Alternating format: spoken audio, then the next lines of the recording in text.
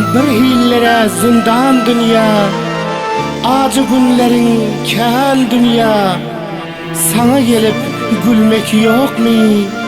Rahimsiz bir vicdan dünya. Ey zalim dünya, sen elinden gözü yaştır köp insanın. Zar zar ağlar sen kolundan, kalbi dertli her civanın.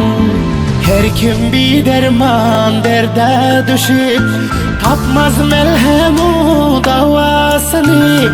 Bilmer hiç hoşluğa kuvuşup, almasa enenin duasını. Ah bu dünya, yalan dünya, köpleri gama salan dünya. Sana gelip, hoşbakt bulup, var mı kabir gülen dünya. Ah bu dünya, yalan dünya, hoşluğum menden alan dünya. Kan ağladı, kan ağladı, benim kalbim bilen dünya.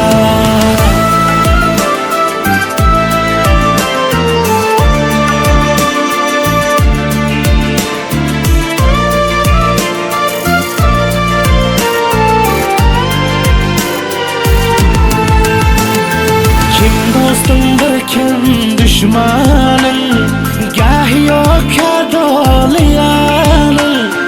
Bir hoş deysen tördüğümda, kaydası şulmi dünyanın. Yalvar hamiyap sen yazındı, bilersin derdini hicranın. Hoşluğuma tamu hayatlara döndü, bu gulam nebi armanın. Ah bu dünya, yalan dünya, köpleri gama salan dünya. Sana gelip, hoşbakt bulup, var mı kabir gülen dünya. Ah bu dünya, yalan dünya, hoşluğum menden alan dünya. Kan ağladı, kan ağladı, benim kalbim